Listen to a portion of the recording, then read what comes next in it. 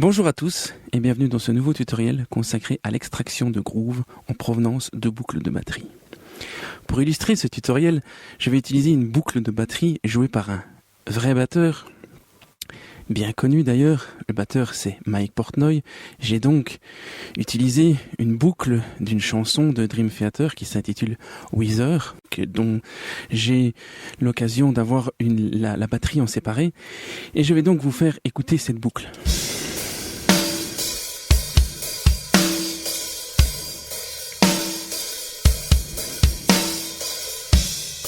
Nous avons donc une boucle d'un tempo relativement lent avec énormément de grooves. Ce batteur est un batteur qui a énormément de grooves naturels pour jouer. Constatez ici que j'ai réglé ma session sur 58 BPM, ce qui est approximativement le tempo de la boucle en question. Si on zoome, ici je vais mettre mon grid en double croche. Si on zoome sur les coups de batterie, on pourrait constater que ceux-ci ne sont pas joués exactement sur le grid. En effet, même si le batteur originel a certainement joué sa prestation en suivant un métronome, il est totalement inhumain de placer chaque coup exactement là où le clic donne son impulsion. Et nous avons donc, en la résultante, une espèce de groove naturel qui fait que les notes sont légèrement avant ou après le temps, ce qui donne donc beaucoup plus d'humanité à la boucle de batterie. Et comme c'est le cas ici, de toute façon, ça a été joué sur une vraie batterie acoustique. Alors, pour illustrer ce tutoriel, je me suis amusé à tout simplement recopier ce que Monsieur Portnoy jouait sur les deux boucles ici de la chanson, et j'ai recopié ceci en MIDI avec une batterie virtuelle qui génère donc le son. Je vous fais écouter.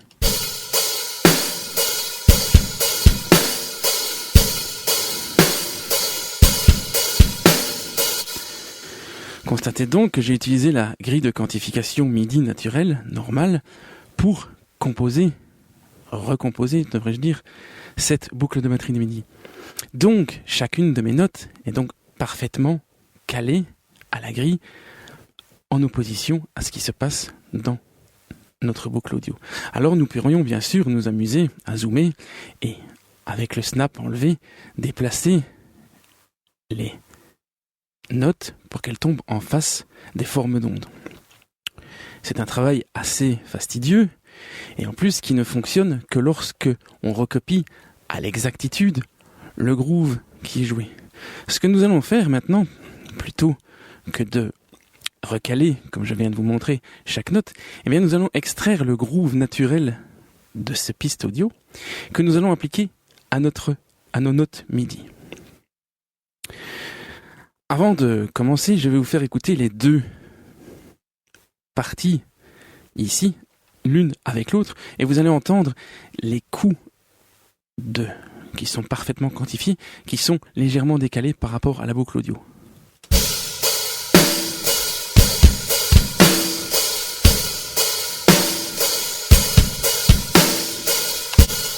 Nous entendons donc bien que certains coups de grosse caisse, ainsi que certains coups de charlet, on a l'impression que c'est joué deux fois, tout simplement parce qu'elles ne sont pas jouées exactement au même endroit. Nous allons donc extraire le groove de cette boucle MIDI. J'avais pour l'instant muté Superior Drummer. Et je vais vous montrer une technique que j'utilise moi. Il y a d'autres techniques possibles. Je vais vous montrer celle que j'utilise pour extraire le groove naturel de ce fichier audio. Alors, avant de commencer, on va faire quelque chose qui va vous paraître peut-être improbable, et vous comprendrez pourquoi je le fais. Je vais simplement tracer un item MIDI vide que je vais nommer coup, par exemple. Je vais ouvrir cet éditeur MIDI. Je vais mettre mon grid en la plus petite valeur de quantification possible, et je vais, sur n'importe quelle note, placer une note MIDI juste au départ de cet item. J'ai donc simplement une note MIDI qui ne fait rien d'autre que d'être présente, placée exactement à l'entrée de mon item MIDI. Je vais, via la fonction render, export project MIDI, qui peut peut-être s'intituler autrement dans votre configuration de Reaper.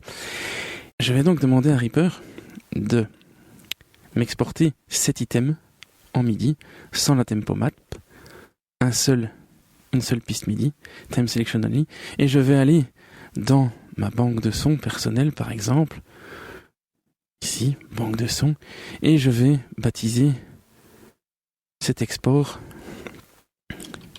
coup. Vous comprendrez par la suite pourquoi je procède à ceci. Je clique donc sur OK. Reaper m'informe que mon fichier MIDI a bien été créé et je vais maintenant supprimer cette piste qui ne me n'est plus utile. Je vais donc maintenant procéder à l'extraction de groove. Dans cette boucle audio, nous entendons 3 éléments de la batterie, le Charleston, la caisse claire et la grosse caisse. Nous allons d'abord extraire le groove du Charleston. Alors pour ce faire, je vais placer un marqueur grâce à l'action ici. Insert marker at current position, qui est sur mon raccourci clavier I et raccordé à ce bouton. Je vous renvoie à mes autres vidéos concernant la personnalisation de Reaper pour pouvoir vous faire un bouton ou un icône dans une de vos toolbars qui contiendrait donc cette action. Avec le snap engagé, je vais donc placer un marqueur au début qui représentera donc mon premier coup de Charleston. Je vais ensuite désactiver le snapping, je vais zoomer un petit peu plus fort, et je vais mettre en Smart Tool la fonction de Insert Marker at Current Position. Donc je clique droit sur mon icône, et à partir de maintenant, lorsque je clique, n'importe où sur mon arrangement, je place un marqueur. Tant que ce bouton, bien sûr, est armé. Je vais maintenant simplement passer en revue le fichier audio et placer là où je vois chacun des coups de Charleston un petit marqueur. Alors, comme le Charleston ici est joué avec une résolution, en tout cas avec une rythmique de croche, je vais mettre mon grid en croche et je vais aller à chaque point de grid voir ce qui se passe et placer mon marqueur en fonction.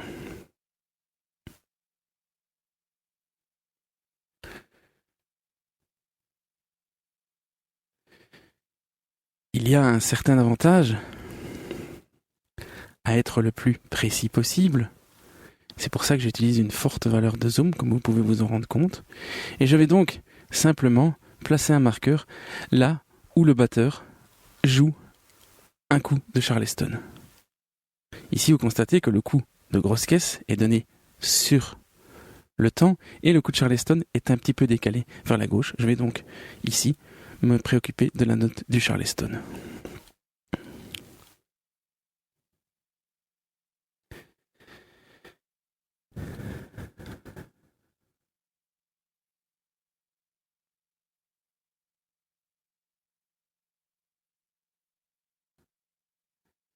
Voyez donc, avec un petit peu de méthode et avec des mouse modifieurs bien établis, ce travail est relativement rapide.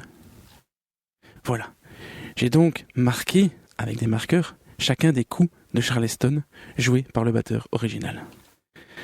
Je vais maintenant créer une nouvelle piste sur laquelle je vais créer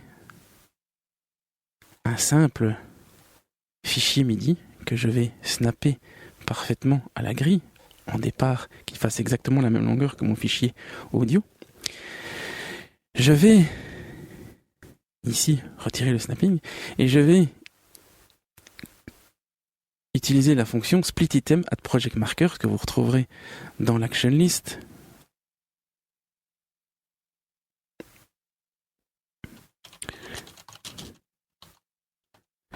Split item at project markers auquel vous pouvez rajouter, assigner un raccourci clavier ou un icône ou un menu comme c'est le cas chez moi. Et je vais donc simplement splitter cet item au marqueur de projet. J'ai donc maintenant mon item qui est scindé à chaque marqueur. Je vais ouvrir l'explorateur média. Je vais m'assurer de sélectionner chacun des items que je viens de générer par la découpe en double-cliquant sur la piste en question. Et je vais aller sélectionner mon fameux coup mid que j'ai enregistré tout à l'heure. Je vais cliquer droit sur ce fichier et utiliser la fonction Use Media Source for Selected Items. Ce faisant, constatez alors que j'ai placé ma note MIDI que j'avais générée tout à l'heure en début de chacun des items. Et donc, si vous le constatez, j'ai un item MIDI à chacun des coups de mon Charleston. Alors, pour ne pas avoir plusieurs petits items MIDI, je vais gluer ces items pour n'avoir plus qu'un seul gros item MIDI. Alors, petite chose importante, dans les préférences de Reaper, dans l'onglet Média MIDI, il est important d'utiliser une résolution des tics de MIDI plus haute que celle par défaut. En effet, si je ferais un glue items avec la fonction, avec la valeur par défaut de 960, je verrais que certaines de mes notes MIDI seraient légèrement décalées. En utilisant la valeur ici présente, 23040, j'ai approximativement la même résolution que ce que l'audio me permet dans une fréquence d'échantillonnage de 44100 Hz. Et donc, avant de gluer cet item, je m'assure que cette valeur ici est de 23040. Je vais alors gluer l'item grâce à l'action glue item ignoring time selection qui est raccordé chez moi au raccourci CTRL-H. Et je me retrouve donc maintenant avec un seul et gros MIDI item où les coups de Charleston les notes MIDI sont parfaitement calées avec les coups de Charleston. Je vais maintenant ouvrir dans le menu extension, et vous devez donc impérativement avoir les extensions SWS installées dans votre session de Reaper. De toute façon, avis personnel, il est improbable de travailler dans ce soft sans avoir ces extensions installées. Et nous allons ouvrir la fenêtre des Groove Tools, qui se présente donc comme ceci. Je vais mettre les valeurs ici à 100%. La sensibilité, eh bien, comme je suis sur des croches, je vais donc placer ma sensibilité à 8. Je vais prendre pour cible l'item sélectionné. Et je vais donc maintenant cliquer sur Get User Groove. Je clique maintenant droit sur le User Groove et je vais sauver ce groove en lui donnant un nom, par exemple HH pour Charleston, Mike pour Mike Portnoy. Je peux maintenant fermer présentement cette fenêtre et également me séparer de mon fichier MIDI et de ma piste, et également des marqueurs ici qui sont dans mon arrangement grâce à l'action Delete Marker, Delete All Markers. Je vais maintenant rouvrir ma fameuse piste MIDI. Et je vais sélectionner, en via un clic droit sur la hauteur de note du HH, toutes les notes ici présentes qui jouent donc le Charleston. Et je vais réouvrir la fenêtre de Groove Tool. Je vais maintenant aller chercher mon groove HH Mic et je vais appliquer aux notes sélectionnées. La vélocité ne nous intéresse pas, nous allons donc la mettre à 0. Je vais donc appliquer ce groove aux notes sélectionnées. Ce faisant, vous voyez maintenant que mes notes MIDI ont été déplacées et vous constatez que si je zoome, vous constaterez que celles-ci ont été déplacées comme elles sont jouées dans le fichier audio.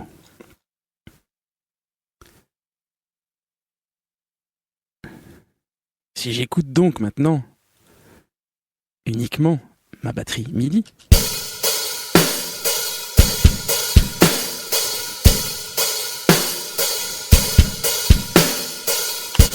constatez donc que le Charleston a recopié le groove naturel de la boucle audio. Cependant, il n'y a pas que le Charleston qui groove dans cette boucle audio. Également, je vais d'ailleurs vous faire écouter les deux simultanément. Si maintenant les coups de Charleston sont parfaitement synchronisés, vous pourrez constater que ce n'est pas le cas encore pour la grosse caisse et la caisse claire. Et bien pour ce faire, nous allons recommencer ce que nous venons de faire, à savoir placer des marqueurs sur les coups de. On va prendre pour l'instant maintenant la grosse caisse. Je vais donc remettre mon snapping, placer un marqueur ici, et je vais, via ma fonction insert marqueur, aller placer un marqueur sur tous les coups de grosse caisse.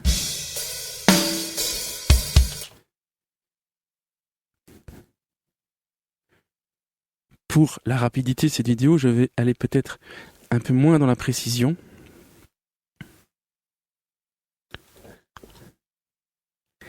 Mais vous avez compris le principe. Je place donc un marqueur là où la grosse caisse est jouée.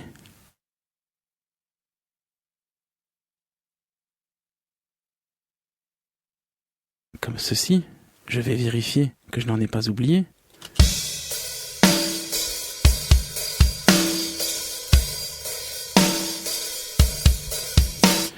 Voilà qui est fait. Voilà.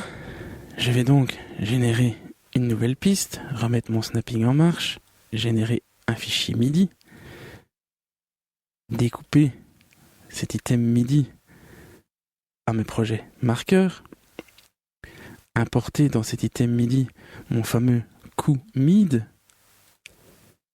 gluer cet item et de nouveau extraire le groove de ce fichier MIDI, Groove Tool. Alors ici nous serons sur une résolution plutôt de double croche. Selected Items, Get User Groove, clic droit, Save Groove, Kick Mic, enregistrer. Je peux à présent fermer la fenêtre de Groove Tool, me séparer de mon item et de tous mes marqueurs. Et je vais faire maintenant pareil avec ma caisse claire. Alors petite ici différence, il n'y a pas de caisse claire jouée au début de la mesure, cependant il est important de placer quand même un marqueur comme référence de départ. Et je vais, dans le même ordre d'idée maintenant, placer un marqueur sur les coups de caisse claire. Alors les coups de caisse claire sont assez simples à repérer. Ce sont les notes avec la plus grande dynamique.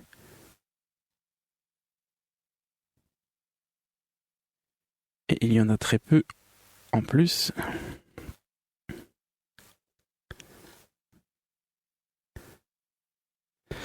Voilà qui est fait.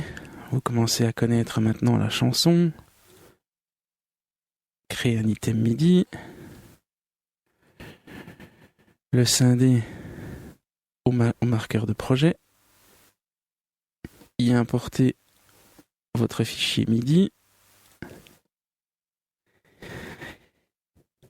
Gluer l'item MIDI via l'extension Groove Tool, Get User Groove, et cette fois-ci ce sera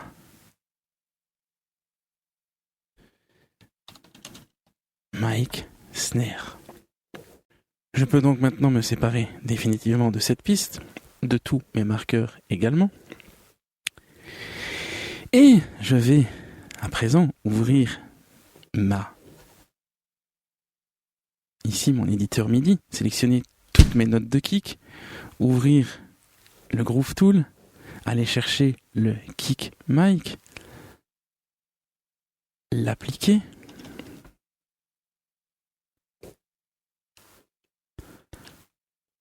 au Selected Note. Voilà qui est fait. Je vais faire pareil avec la snare. Je vais aller chercher Snare Mic, l'appliquer aux notes sélectionnées. Voilà qui est fait. Et maintenant, constaterez alors que si j'écoute les deux simultanément,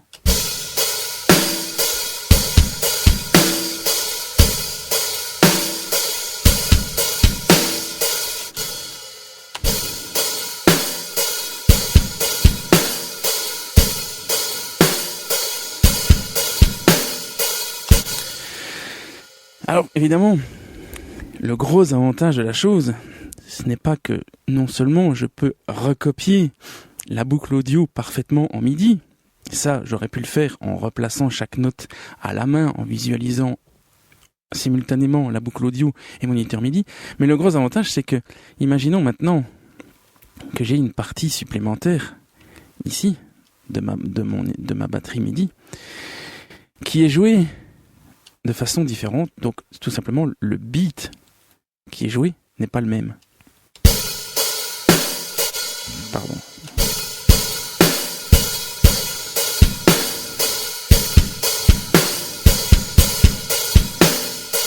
Et donc ici que toutes les notes sont parfaitement quantifiées, eh bien je peux sélectionner mon Charleston, ouvrir le Groove Tool, appliquer le HH, je vais me mettre en 32. En étant en 32, vous êtes absolument sûr que tout soit toujours bien calé.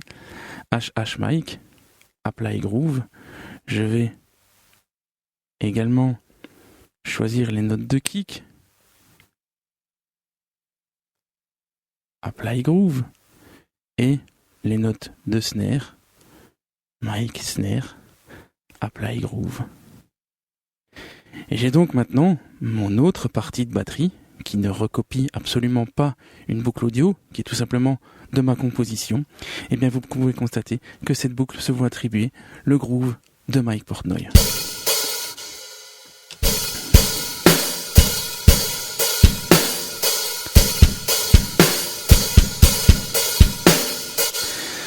Alors vous pourrez constater que parfois, comme c'est le cas ici, le décalage entre le charlet et le kick peut être gênant.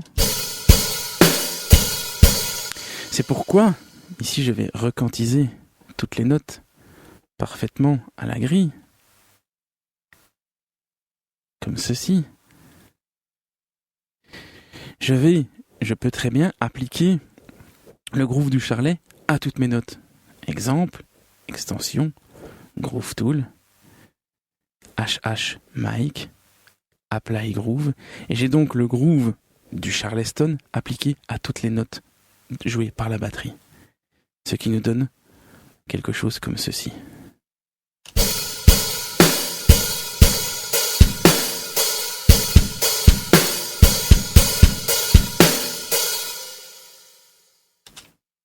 Et si je mets ceci en boucle,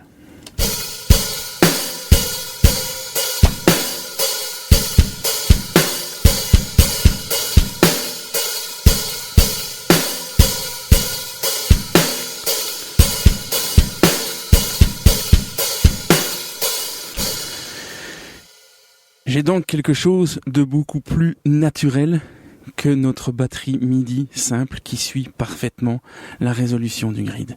Alors vous pourriez en plus très bien humaniser, non pas le timing, mais la vélocité un petit peu, quelque chose de l'ordre d'une dizaine de %.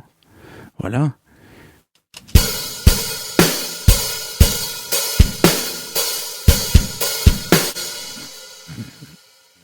Peut-être un peu plus haut. Quelque chose comme ceci.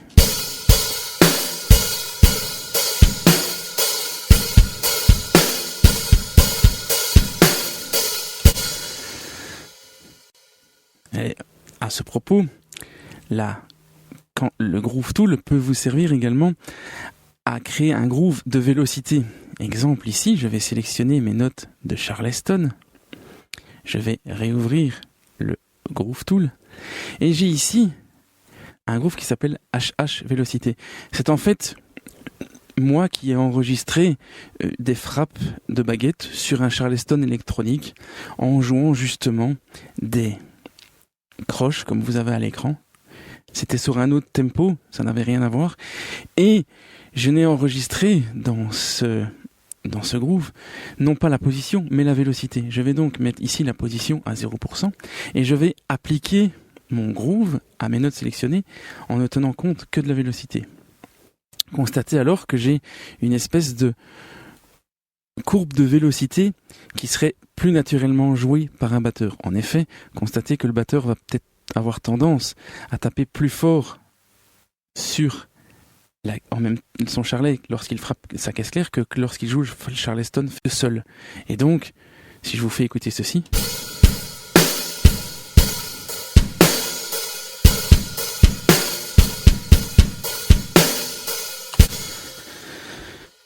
Voyez donc que vous pouvez établir vous-même vos grooves de vélocité, si je pouvais les appeler ainsi, et alors, après, ensuite, les appliquer à vos notes qui seront écrites à la main à 127 de vélocité, qui est donc très plat.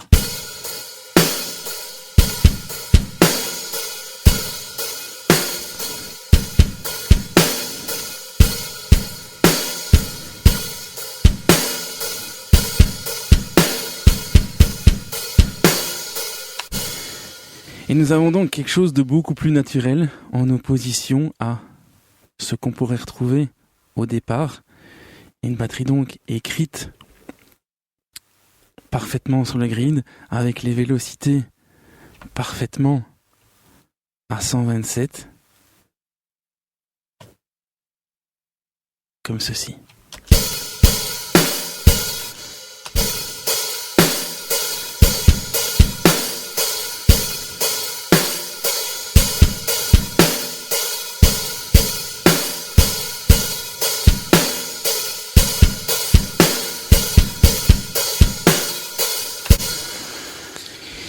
Voilà, il est à noter que vous n'avez pas besoin d'avoir une banque de grooves énorme.